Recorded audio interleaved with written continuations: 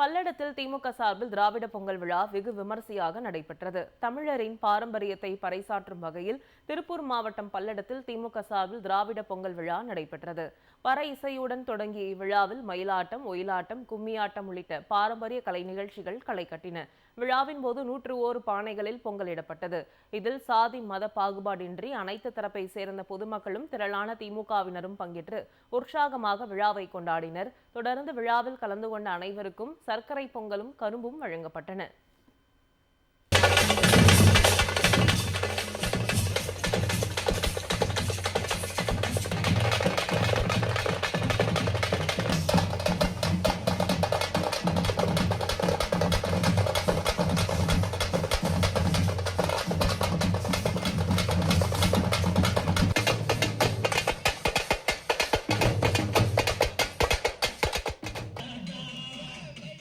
பல்லடத்தில் திமுக சார்பில் திராவிட பொங்கல் விழா வெகு விமரிசையாக நடைபெற்றது. தமிழரின் பாரம்பரியத்தை பறைசாற்றும் வகையில் திருப்பூர் மாவட்டம் பல்லடத்தில் திமுக சார்பில் திராவிட பொங்கல் விழா நடைபெற்றது.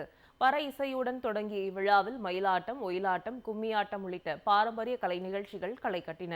விழாவின் போது 101 பானைகளில் பொங்கலிடப்பட்டது. இதில் சாதி மத பாகுபாடின்றி அனைத்து தரப்பை சேர்ந்த பொதுமக்களும் திரளான திமுகவினரும் பங்கேற்று உற்சாகமாக விழாவை கொண்டாடினர். தொடர்ந்து விழாவில் கலந்து கொண்ட அனைவருக்கும் சர்க்கரை பொங்கலும் கரும்பும் வழங்கப்பட்டன.